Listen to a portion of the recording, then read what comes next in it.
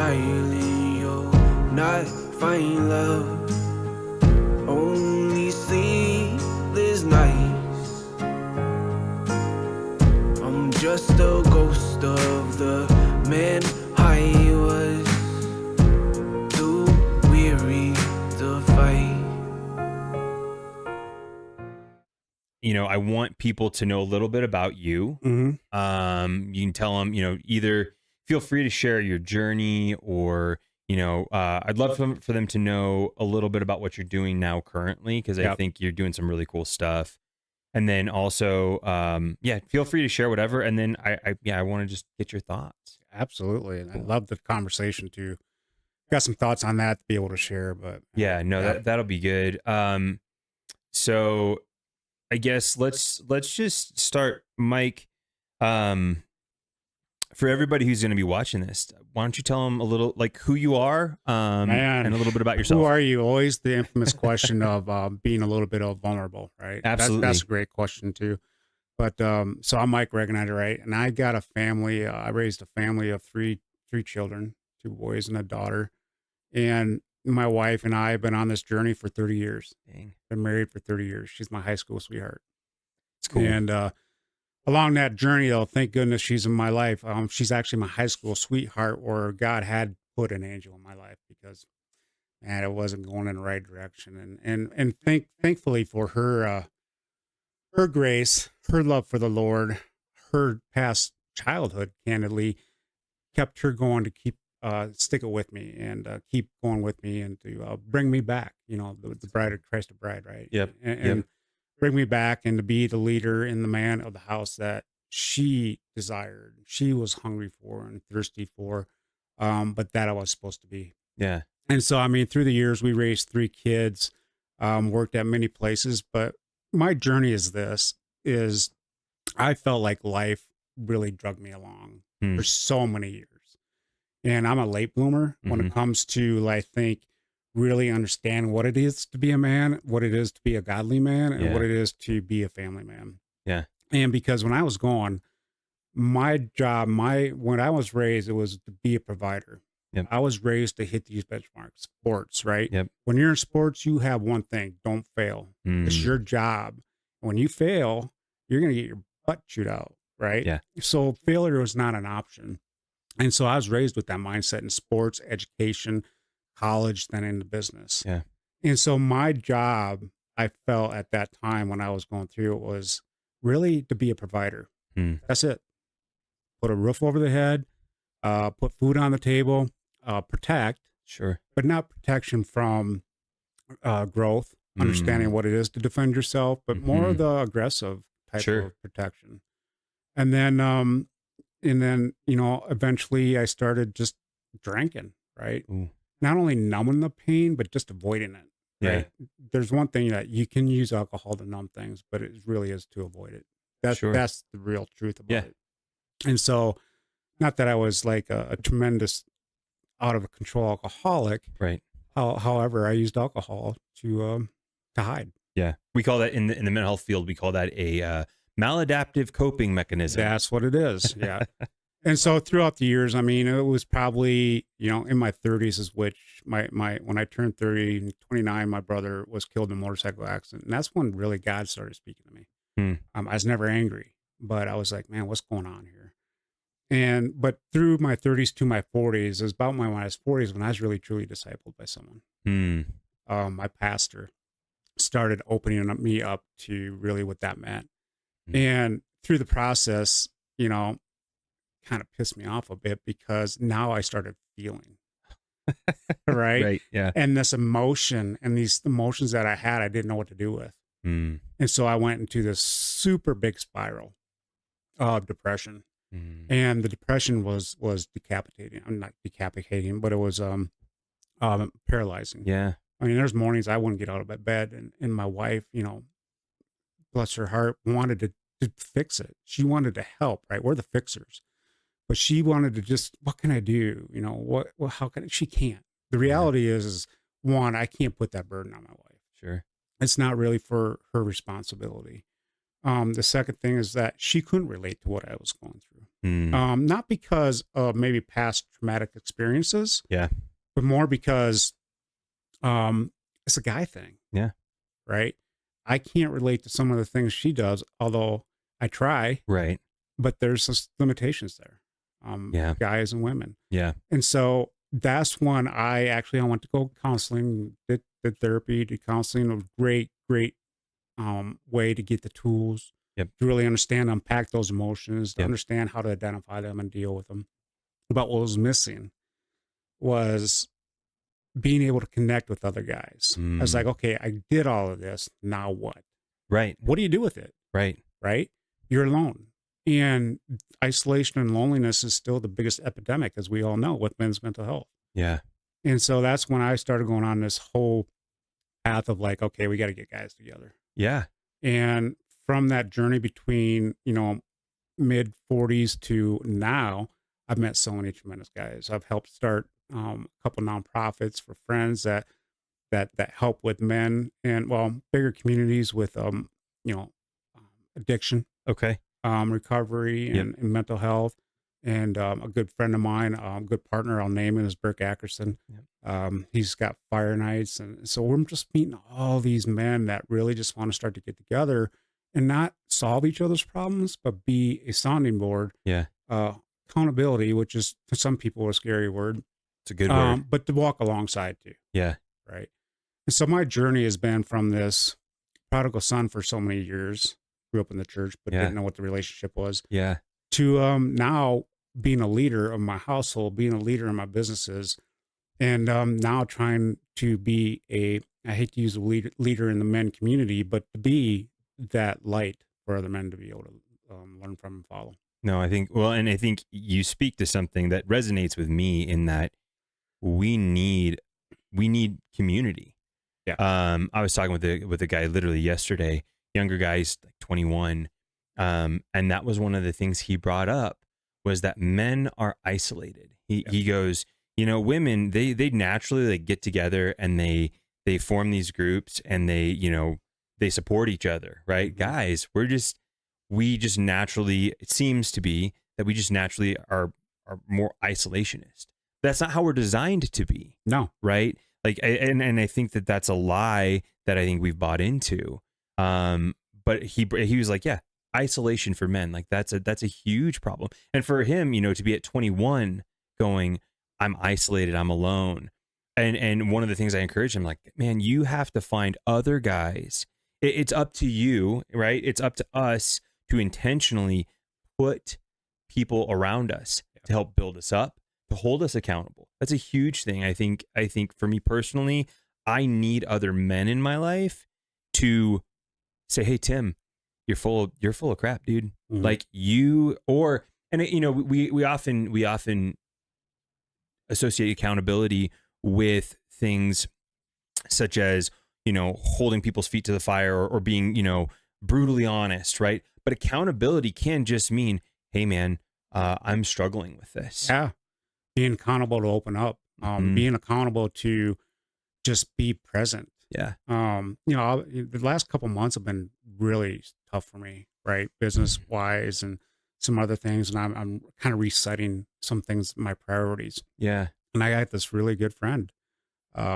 He's been calling me, right? That's him holding me accountable. Yeah. Not to say, hey, are you doing better today? And what are you doing to make yourself better? It's Right. more like, hey, are you doing all right? Yeah. That's Checking in. accountability. Checking in.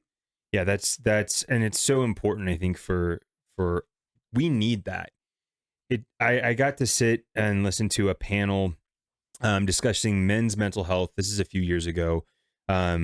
UCCS here in the Springs did a suicide awareness kind of conference, and they had a panel that was focused on men's mental health. And it had a couple of mental health professionals, but then it also had this gentleman who I believe he grew up in the inner city, had experience with gangs, and I don't believe he's from Colorado. I think he's from out of state.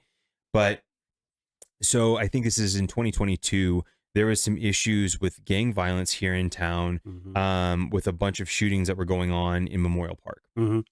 And he was brought in because of his leadership skills, because of his cultural competency around gangs and gang violence and that culture and that community. He was brought in essentially to help solve this issue because what it was two different gangs beefing, right? Yep. And so what he did was he brought them together and he essentially realigned them and said, this is your purpose, right? You guys are saying you're protecting your turf, but really you're tearing it up, right? And then he held them accountable for making it better. Yeah. And that was the big piece that changed what was going on in that dynamic. And again, to your point, it's guys, we need that piece of accountability. We need people, we need other men to say, hey, you need to do this, or hey, how are you doing?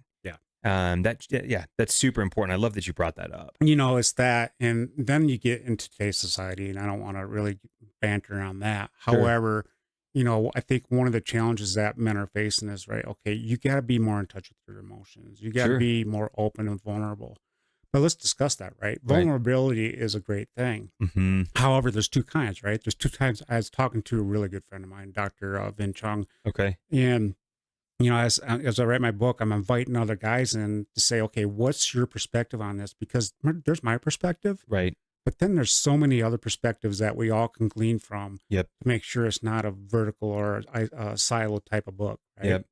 And he and we have all heard this, but vulnerability consists of two things. One is like the things that are out of your control, right? I get in my car.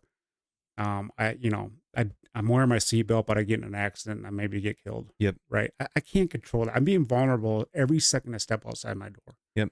Or even in the house. I'm vulnerable to a heart attack if I'm not taking care of myself. That's right.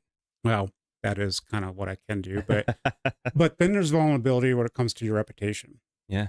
Right. And that's where you become to be able to open up and share your story. But you're doing it in a way that is not about you, but it's about how can it relate to other men? How can it relate to others to hear your story, right? We go through the dark valleys because we're human. There's going to be ups and downs. We are meant to suffer. Yeah. And I don't think people embrace that as an opportunity to grow.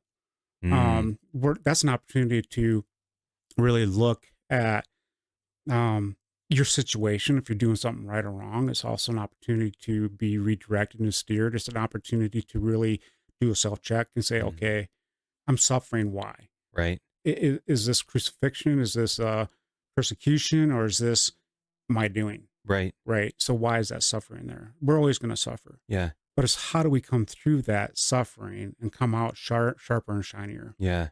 And it's like one of the projects I'm starting is Refiner's Fire. Right.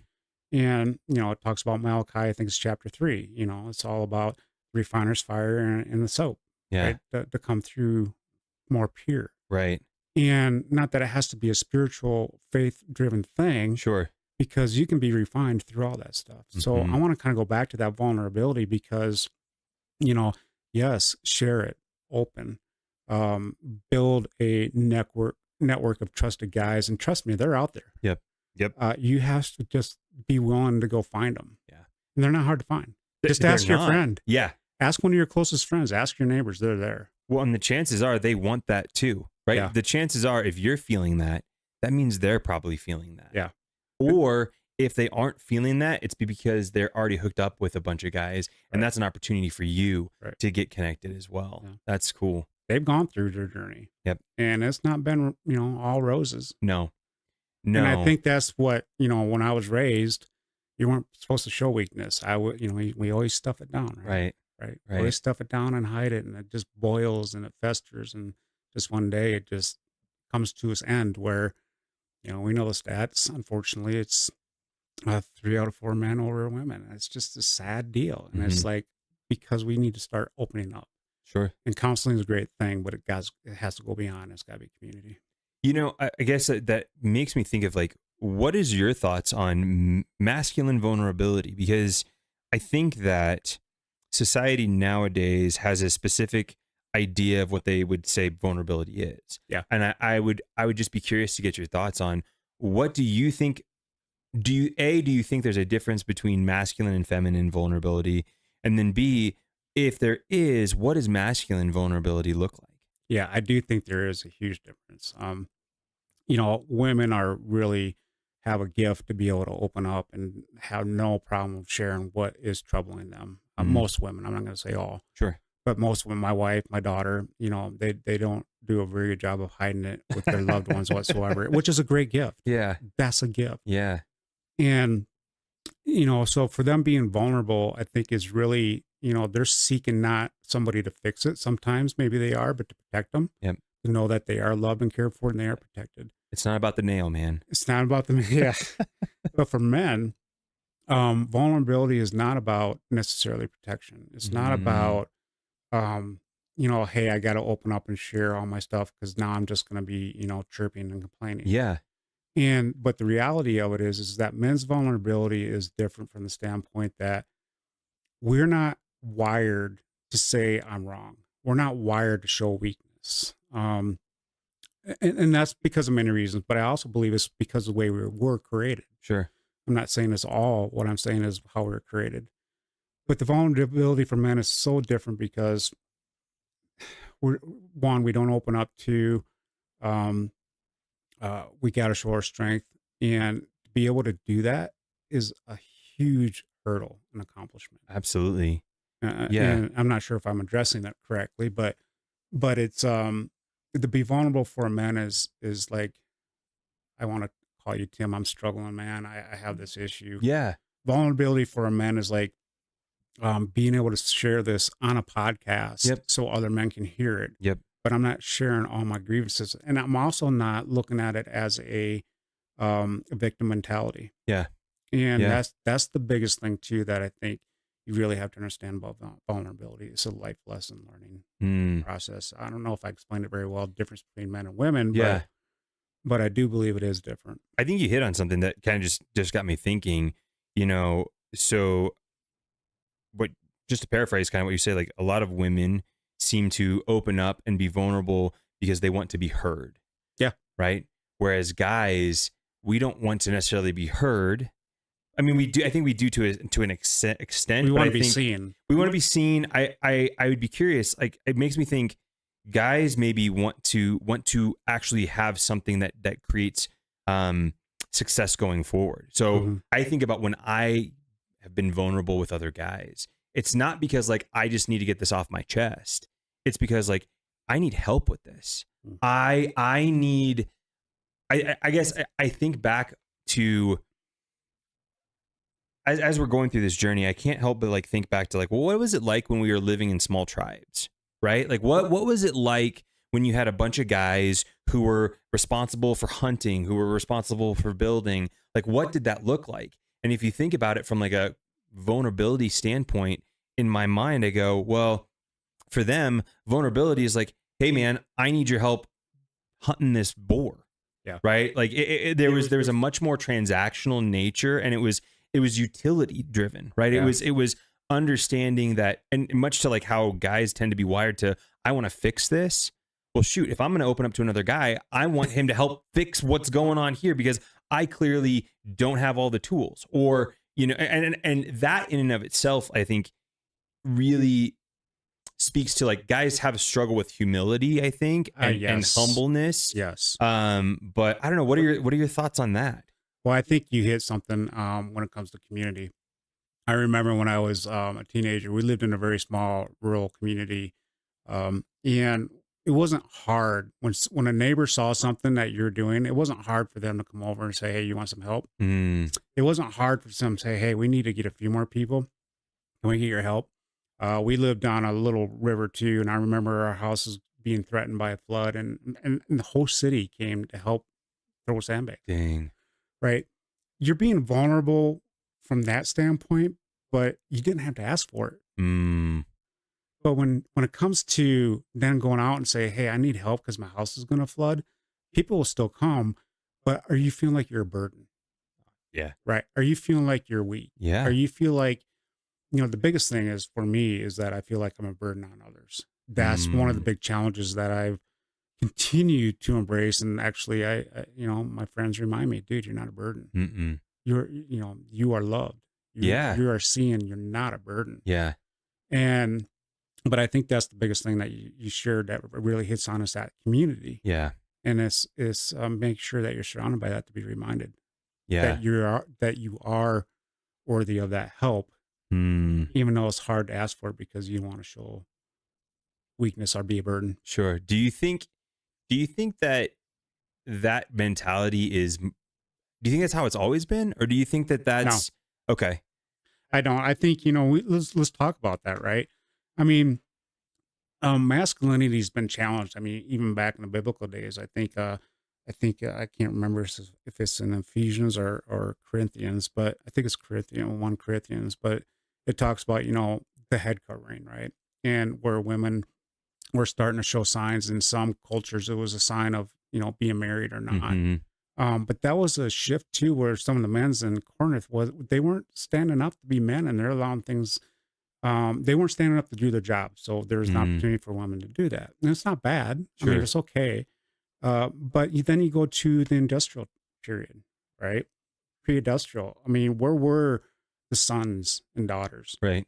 They were with their grandpa or their Yeah. father in the Yep. fields. They're with their mother and grandmother, taking care of family, baking, Yep. whatever the case. Yep. And so it wasn't really about that they're baking, but it's about that they were there Mm, to be able to learn from advice yep. from their elders, from Mm, their father, from their grandfather, from their mm, grandmother.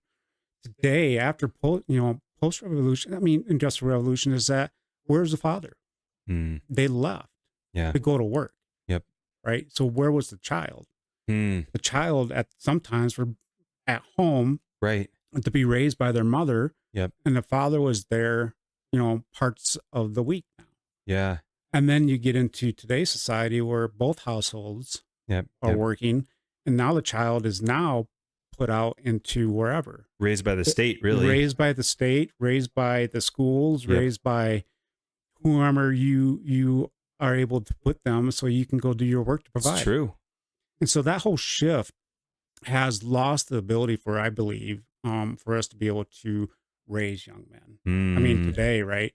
There used to be a societal structural issue to where, young boys were not being raised by fathers. It has nothing to do with that now.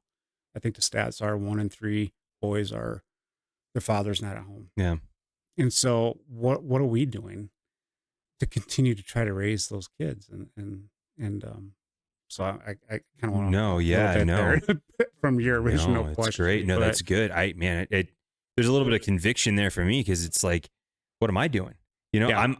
I'm doing everything I can to work and get money and survive, right? Which that happens. it's our society. It today. is, It is but the way but it is. our kids pay the consequence for that, Yeah. right? Like I love that you pointed out where were our kids, that we were with our parents. Mhm. We were doing the things. Dads were at home. Yeah.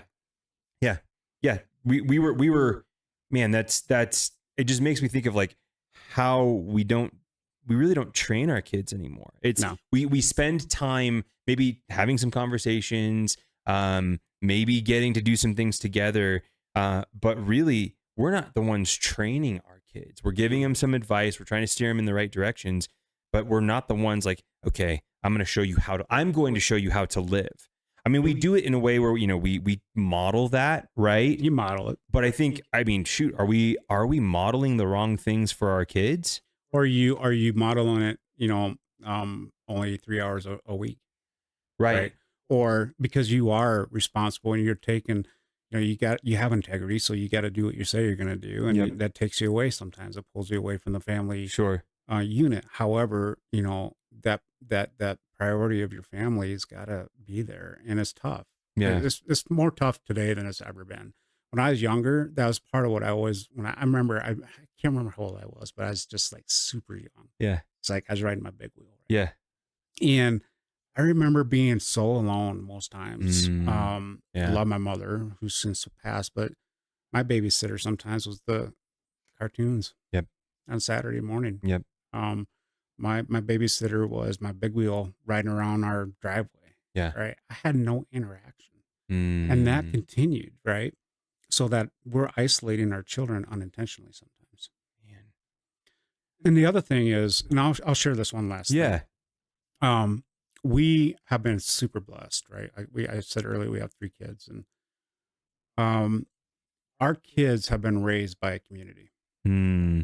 Thank goodness for mom, because candidly, she nurtured, got them ready, gave them, I was the driver. Yep. So yeah, we took them everywhere. And part of when I said I provided, a lot of that was chasing more income so I could pay for all the kids' Yep. activities, right? Yep. That's my role. Right? Yep. Although it's not entirely true, but that's how I projected that on myself. Sure. But my kids were raised by a community because they're raised by a community through church, Yep. Neighbors, Yep. coaches, Yep. and teachers. Now, we were lucky. Yeah. I'm going to say we were super lucky because our kids went to public school, but their coaches, their football coaches and basketball coaches, were men and women of integrity. Yeah.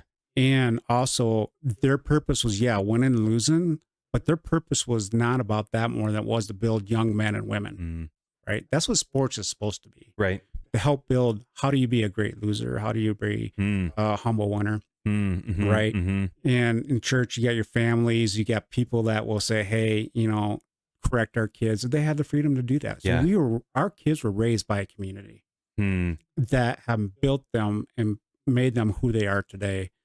Our family nucleus, we had dinner every night. Yep. We pray around the dinner table and all that stuff. That's the foundation. Right. But who you build around that community is huge. Yeah. Well, and I think to your point, I think that when you have a community around you that can support you, it can make up for some of those deficiencies, right? So yeah, maybe you can't be home right now, but if you have a good community, right, you have other guys that can speak into your son's lives, right? Or vice versa, for women, or and even like good influential role models to speak truth into their lives. I think that can absolutely make up for some of that time that you're not able to be there. Because I mean, reality of is even back in tribal societies, the parents weren't always there, right? Dad had to go hunt. He might be gone for a few days, right? Might be gone for longer. So yeah, I think your point about community and that being a really important part of raising kids and even masculinity and our journey is well said. Yeah. Speaking of, like, I want to get your thoughts on what is masculinity. Like if you had to boil it down into a few principles or a few things, like what would you say masculinity is? Man, I mean, that's a loaded question. Absolutely. That's a loaded question. Well, for me, it's a lot of things. It is a sign of strength. Right. It's your traditional men characteristics too. Sure. Right. I'm not saying women can't have masculine traits. They can, just like men can have some feminine traits. Sure. I mean, God, he has both. Yep. Right. Yep. But I think his strength, I think, is being that provider, being that leader. And what I mean by leader, the household, it's not like you're the one that's bossing everybody around, but it's, again, you're the one that's sitting around the dinner table saying, okay, let's pray. Yep. It's me praying with my wife every morning. And, there's days I don't want to pray. I don't feel as now I'll ask my wife to do it, but at the end of the day, that's my responsibility. Sure. To pray for the both of us. Yeah.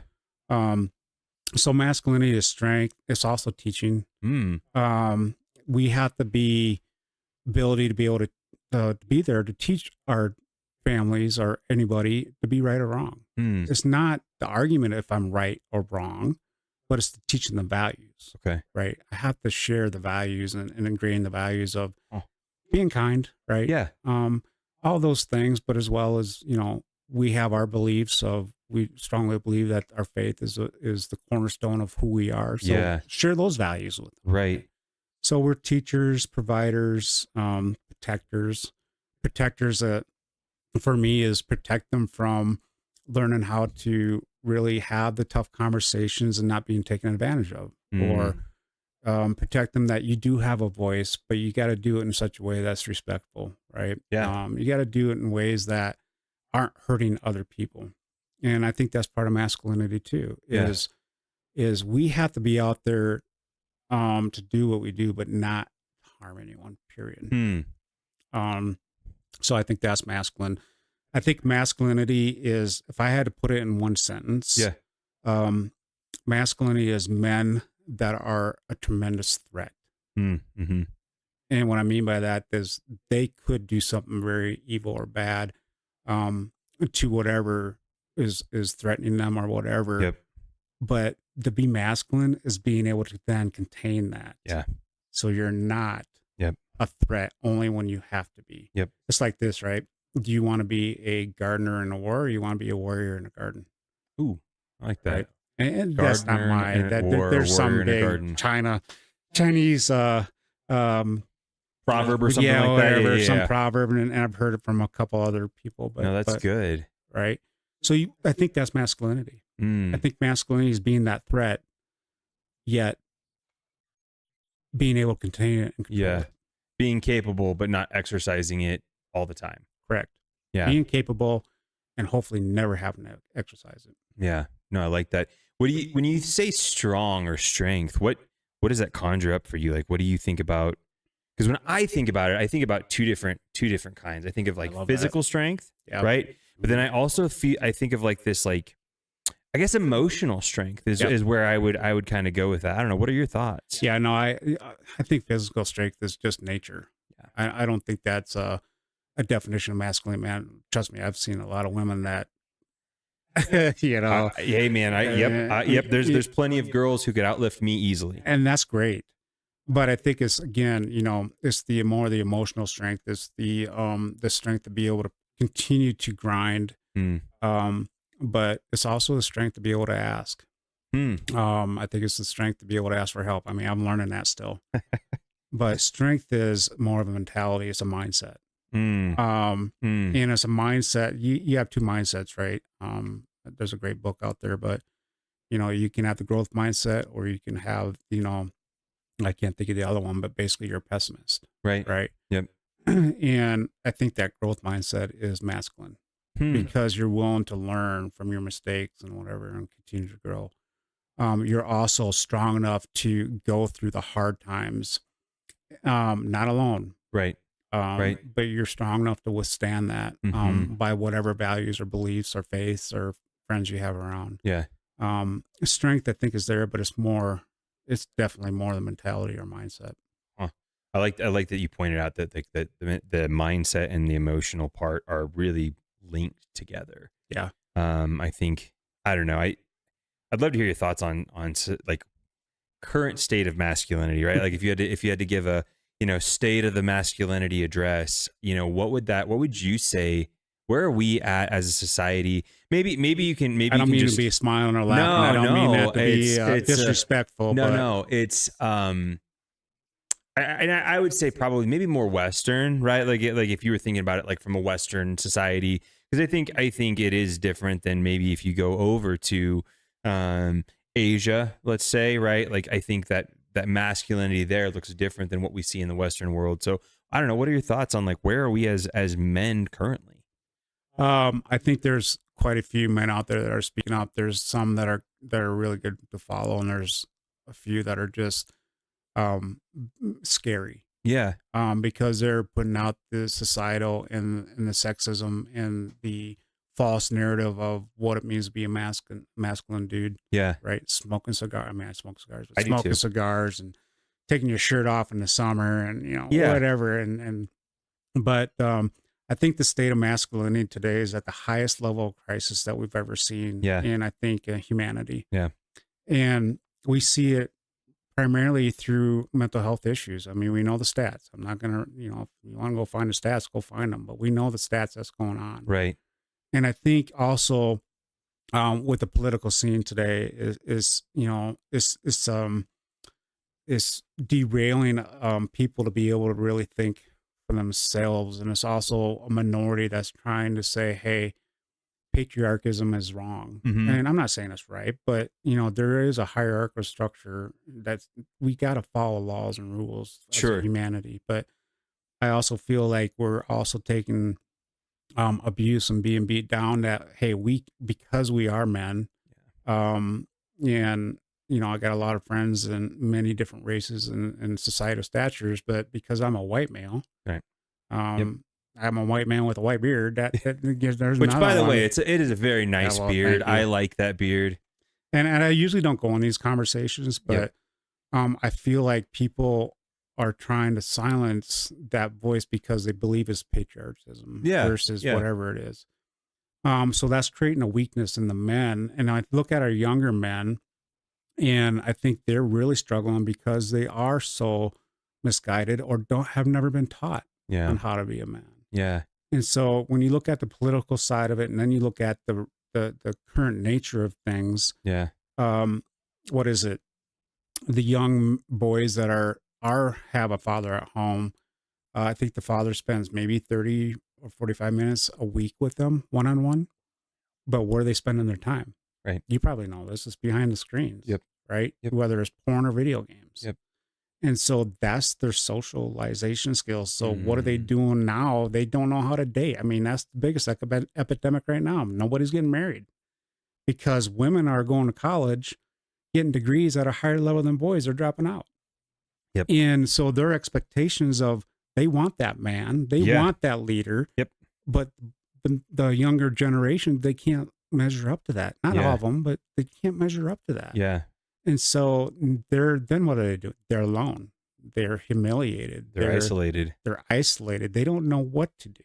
Yeah. And I think that's part of the societal challenges as well. So I think there's the political side as well as we are abandoning our young men. Man, you said they don't know what to do. And that just like, that's, mind blowing, but also that rings really true because even myself coming to this conversation, my question is like, what does it mean to be a man? There's all these other people talking about, what is a woman, but like, I don't care about that.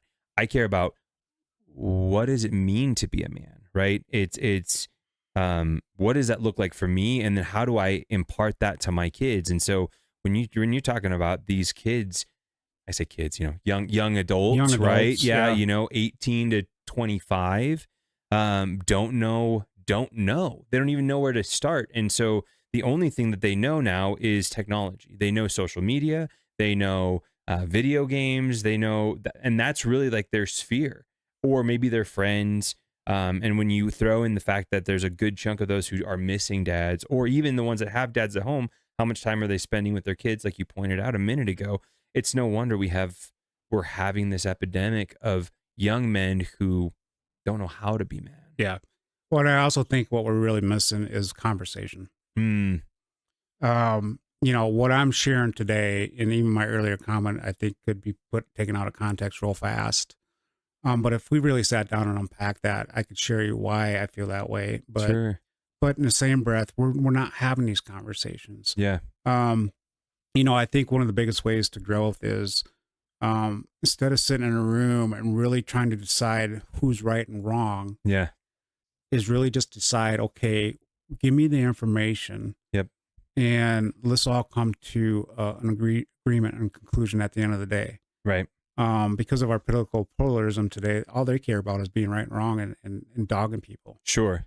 And we're not having healthy conversations. No. And we're elevating the louder voices that are screaming. Yep. The chirps versus really sitting down and be able to have these conversations. Right. Well, and I mean, if our young men are isolated, they're not exposed to these conversations, right? They don't know how to have a conversation. Yeah. They're seeing what's, the most tweeted, what's the most liked. They're seeing what gets the most social engagement, which tends to be what's most polarizing. And so, yeah, they're left without these conversations of, hey, here's some alternative views of what masculinity should look like. Mm-hmm. You said earlier, you talked about the strength, having to build that strength up, like having to learn what that is, and learning through hardship and Suffering, staying, and suffering.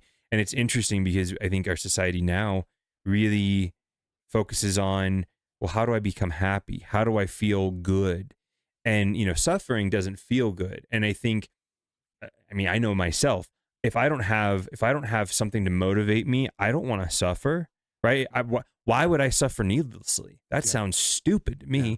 So, but if you have other men in your life going, hey man, this is worth it. You need to go through this. It's okay for you to go through this because it's going to produce X, Y, and Z. Yep. That's really, I think, helpful. And I think you have a lot of these young guys who don't have those voices, who are telling them, dude, no, keep going.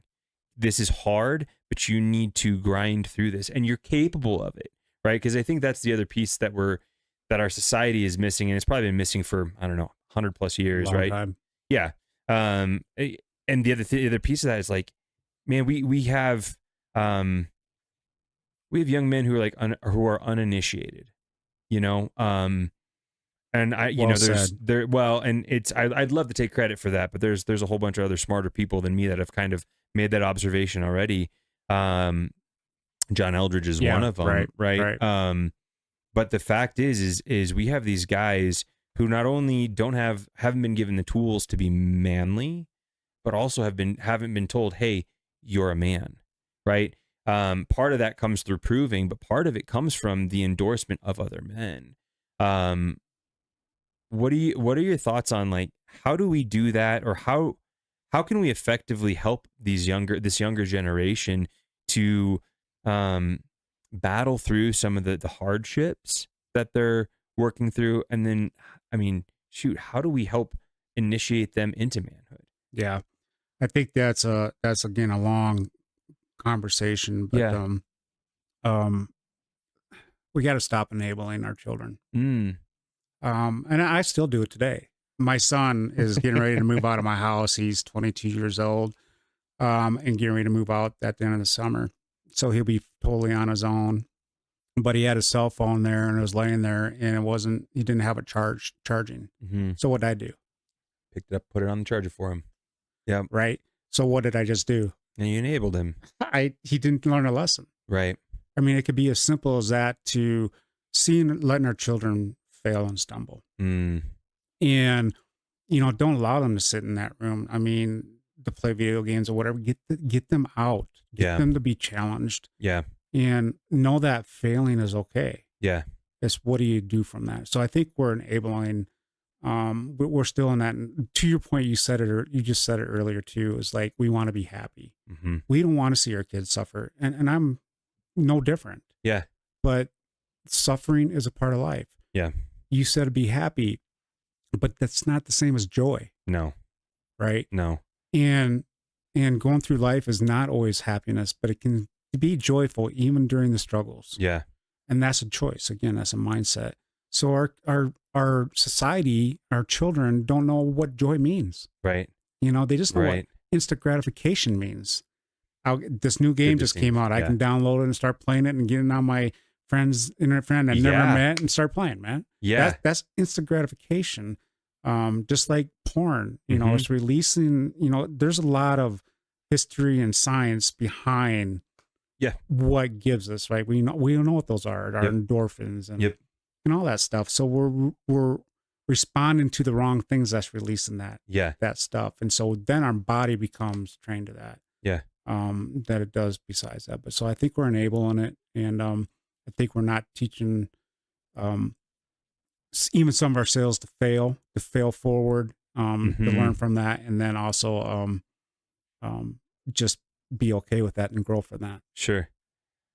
I don't know if that helps. No, that does. Other Mike, I know you have some thoughts on on raising kids and on letting them fail and building resilience. I can't care to chime in. Well, actually, I mean, I like a lot of what you said. It sounds very familiar to how my wife and I discuss things, especially like the enabling and the failing. I describe it to my kids as like, you want to learn lessons while they're cheap. Yeah. In other words, like when you're young, right? Like forgetting to charge your phone, it's a responsibility thing, right? It's like, okay, being aware of things. And I can learn that in an environment where it's, okay, the consequence is I don't have my phone for 4 hours. That's nice.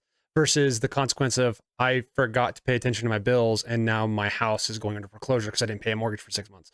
Something of that nature. That's a high consequence. So we do that a lot with our kids the same way. I do like to throw in, though, we try to set them in environments where we have prepared them for the environment, but there is a higher risk of failure. So we're pushing them on their edge of their limit, right? Like both physically, mentally, like emotionally, a lot of times, unfortunately. It's like I go rock climbing with my kids. I like that a lot. That's awesome. And especially when they're younger, it's a great way to do that because I'm pushing them outside of a physical comfort zone. They have to mentally engage into that, and they have to learn that there's a consequence to the failure and start paying more attention to it.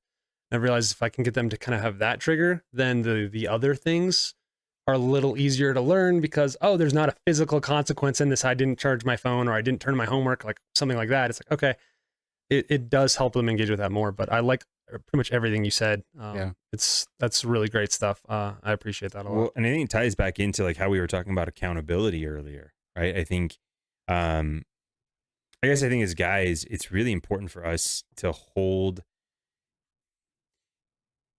our families accountable, right? And sometimes that means in that sort of punitive, maybe not the right word, but sometimes, right? Like sometimes I have to be the one to dish out the punishment for my kid, right? Sometimes I have to be that one. And, oftentimes my wife will come to me and ask me about like, well, hey, what do you think about this? Or what do you think about this? And I'll say, well, I think this is the appropriate punishment because of this, this, and this, right? Because she tends to want to be more lenient, which is a good thing, right? And it's why we balance out in the sense of she wants, and we both care for them, but we both care for them differently, right? She wants to protect their emotional well-being. She wants to protect she wants them to feel good. She wants them to experience good things in life. Whereas I, and not that women don't want this, but like I want my kids to learn the lessons now. So they don't, as Mike was saying, they don't have to learn them later, right? And so if that means I have to be the bad guy, I have to be the bad guy, and I'm okay with that. And I think it's easier for guys, number one, to go there. I think when you tend to see that, when you tend to see women who are more like that, it's because they're dealing with some other issues. I think for guys, it's just easier for us to detach emotionally from that and go, okay, here's what's the best utility for you, right? And man, I think about it in the context of current society, and that doesn't happen a lot anymore. At least that's what I observe. I see kids, and I'm sure my parents and my grandparents said the same thing, but I see kids in the store, and man, I'm like, holy cow, how are you? First of all, parent, how are you like sane and letting your kid act like that? Like, I don't even understand how you haven't lost your mind. Because if my kid did that to me, I would be very unpleasant. Yeah. Like there would be some immediate like, hey buddy, you're now grounded. Yeah. You're not going to speak to me that way. So I think there is a lack of people not wanting to deal with the kids, right? Yeah. It's like, hey, I'm going to shift this off. I'm going to extricate myself from the responsibility of holding this kiddo accountable. Yeah, path of least resistance. Absolutely. Yeah. And so I think that, for guys moving forward, as we move forward, like it's our responsibility to start helping our kids, helping other men, those who are in our spheres of influence, like helping hold them accountable in a healthy way. I think that's one of the things that our society is lacking dearly is guys going, no, you're not going to get away with this. Like this is absolutely detrimental. You're not going to get away with this. We're going to hold you accountable. And I want to be part of that solution in how do we help society move forward? How do we help raise young men to be men? Yeah. I don't know. Any thoughts on any of that? Yeah. I mean, there's a couple things that came to my mind, and I'll see if I can bring them back to my forefront. But I think the biggest thing is that we just got to continue to model it. We have to continue to. Here's what I mean by that. Man, I've countless times later on in my parenting, I've apologized to my kids. Yeah, and I think for your children to see that, and experience that, their first reaction is what? Oh, it's okay. Yeah, it's okay, Dad. Yeah, don't worry about it. Yeah, I'm like, no, I treated you like crap. Yep. Nobody in this world should treat you like that, even myself. So I apologize. So I think for our children to see that modeling, that we are put on this pedestal, and even with that, they're probably even put up higher. Yeah, they need to know we're human. Yeah, and they need to know that we are all broken. It's just how do we model how we get through that. So I think that's one thing. I think the other thing is going back to protection. he asked me, what is that? What does masculinity look like, and what does protection look like? It's Yeah. not about being fit. I think protection is just what we were just talking about, and what Mike was talking about with raising children. Yeah. We protect them by putting them in situations to where they can grow. Mm. It's funny. So I got a granddaughter. Yeah. 1 year old. Yeah. And my son-in-law and my daughter, they're somewhat alike, but when they're around and my granddaughter falls and starts crying, my son-in-law would just like, hey, did you learn something? And my daughter will be a little bit more compassionate, but it's Yeah. like that. And then you got grandma, and you got me, Pop, and we're coming in there to save the day. Yeah. Yeah. Right. Yeah. And so, but they're already modeling that, hey, they're going to cry, they're going to fall. What are you going to learn from this at such Yeah, a young age? yeah. And you don't see that. No. And I think that's part of that growth period too. Mm. Well, and I And think that's protecting them. yeah. You No, know? that's a great point. You know? You are sacrificing the immediate pleasure or the immediate, Relief of pain. relief of pain for long-term gain, being able to work through the harder things. Because yeah, we're all gonna fall down and skin our knee. It just happens. But that's not like detrimental to us. No. Right? Like when we get, fired from a job, Yeah. or when we, have a terrible, relationship or breakup, or, we have to sacrifice sleep for a week because we're grinding through school, like it's building that. I mean, that's like the core component of resilience. And it's interesting. Man, I love that you in my mind now, like protection and resilience are like inextricably linked. Yeah, it's like what Mike said, earlier. They're putting their kids in situations to where they prepare them the best that we can. Yeah. But then it's up to them ultimately. And then when it's done, Yeah. they know they have somebody there to support them, but not fix it for them. Yeah. And I think that's intricate. So protection, for me to protect, when I think about it more and more, to protect my family, to protect my children, to protect young men, really means allowing them to fail Mm. and not go in there and save them. Yep. Be there when they need to be talk to somebody, to know they're not alone, to know they haven't done it by themselves. Yeah. But they have to be resilient enough to be able to go through that process. Man, I love that you linked those two. yeah, because that just as you're talking, I was like, whoa, that's how we protect our kids. That's strength. Yeah, that is strength.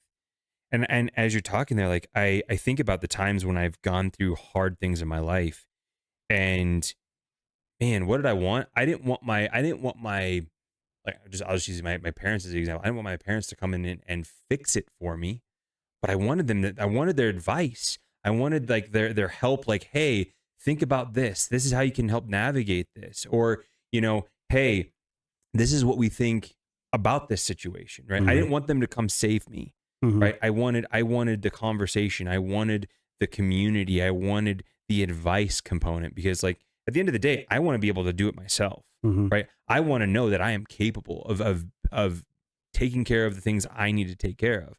But at the same time, I also need wisdom.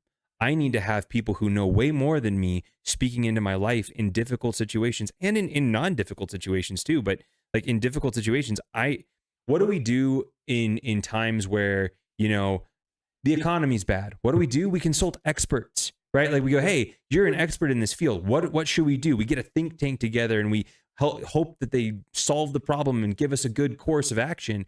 And it's like, I need that in my life as a guy. I need to have guys around me that are like, hey, dude, I screwed this up. Or, hey, I have this problem I've never come across before. What are your thoughts on this? Yeah. I mean, that guy connection is really circling back to all that when it comes to this whole men's mental health and just being connected and being held accountable. It is that very thing. Burke Ackerson, a really good friend of mine, wrote a book called Fire Nights, Mm-hmm. and he hosts Fire Nights. And the whole premise of it is really just getting some guys together. Yep. And it's really, we're not there to fix each other problems. It's all confidential, Yep. and it's just there to really just smoke a cigar, hang out, and chat. Yeah, I love that. And I remember this one time we were there, and this one guy was talking about some relationships he was having with a woman, and he was like, man, I felt so bad when he got off the phone with her, and he says, I felt so bad, I got angry. I was angry, and I said some things that were pretty stern, and I felt horrible afterwards. Yeah. And you need to understand for the context of the story. However, I said, man, that was strength, because the situation he was in was not healthy. And so that was strength. And not that you were berating or anything, because it sounds like you weren't berating, but you were standing up for yourself, Right. in a situation to where you knew was not right in general, but then you also got angry. Anger is a good emotion, but we know it's men's number one weakness. Yep. Right. Yep. It's our But default oftentimes. it's a default for us. Yep. But it doesn't, and he didn't go to the default of, berating or bashing or whatever. He Yep. just went to the default of, you're making me angry, Yeah. and this is going to whatever. Yeah. That's empowering. Yeah. So to hear that from another guy, he was like, man, I never thought of it like that. Yep. I didn't think, if you said something wrong, go apologize. Yep.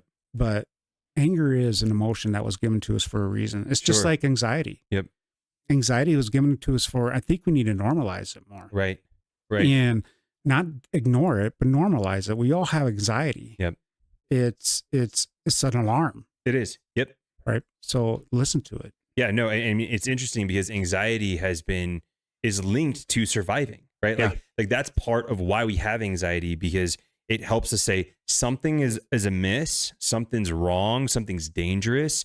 I need to be more alert. I need to pay more attention. Yep. So and feeling anxiety doesn't mean you that something is wrong with you, right? Like that is a normal experience. And I think in our effort to make everybody feel good, feel happy, I throw a pill at it throw a pill. Yeah, absolutely. It's versus something. going to the gym or exercising. Yes, I think that unfortunately, I think that sometimes when you create a solution, sometimes you need to market that solution, and sometimes you need to make sure that solution stays viable by getting more clients.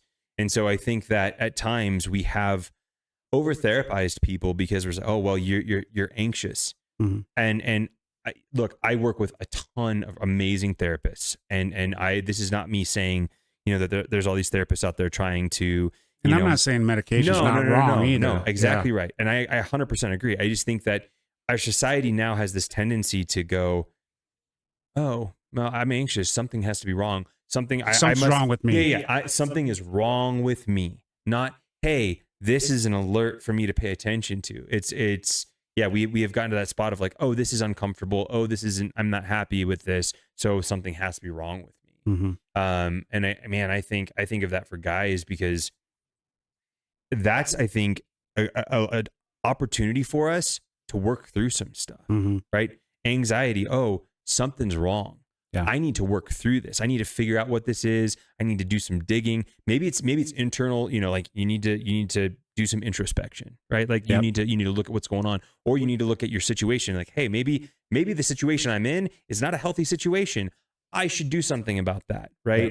Yep. We have come to a spot where nope, everything has to be happy. And if it's not happy, then something's wrong with me. And, it's almost that victim mentality. I'm a victim of the circumstances rather than I have the power to change my circumstances. Yeah. Now, I don't want that to be misconstrued as like, I don't think that there's mental health or that anxiety is a real, right? Like, no, absolutely not. It is a real thing too. But I think too is I don't want to get into the whole conversation of our current affairs of medical. Sure. But because of our insurances, we have things labeled. Yeah. Right. Yep. Because you got to get things paid for. Yes. And you also have them labeled because you need to get prognoses and all that stuff. But that label creates a negative impact on people's lives. Yep. Because now they say, I have anxiety. Mm-hmm. I have depression. No, you suffer from it. Right. And it's temporary. Right. It's not lifelong. Sure. Like I have, broke my knee and now I walk with a limp the rest of my life. Sure. But you got to be aware of it. Yeah. Well, and I think at times too, like, and that's where I think wisdom comes, in the sense of having experts and being able to have people around you who can speak that truth. But you have to have it from multiple angles, right? Like that's where when you have that community, they can go, okay, this is what I see, this is what I'm seeing, you know, and when you basically get a when you put that all together, then you get a more clear picture of what's going on, because I think that it's really easy to see only one facet of somebody's life, right? Like, Yeah. so we have friends who I see from, you know, every now and then, and I know snippets of their life, Yeah. right? I only see this side of them. I can't speak into all of their life, right? I can tell you, hey, this is what I see, Mhm. but it is up to them to kind of put that all together and gather that information to do that. So Yeah. well, hate to cut it off. This is a great discussion. And I would love to do it again. I could probably talk about this stuff. I feel like I was kind of going along this way, but Yeah, no. this is amazing. well, no, let's we'll have you back on, because this is great. Dude, thanks for being on Beyond the Beard, man. You fit, you got the beard. Yeah. Any closing thoughts? You know, yeah, I don't know if I have any really closing thoughts. It's just that you're not alone, man. Yep. Connect, communicate. Yep. Be open minded. Love Be it. transparent. Love it. But I love what you guys are doing. Thanks, man. Well, thanks for joining us, Mike. It's a privilege to know you. It's a privilege to have you on, and yeah, thanks, brother. Same here. Thank you. When this silent, you'll be alone, far from friends in life. You'll spend your evenings getting stoned to numb the ache inside.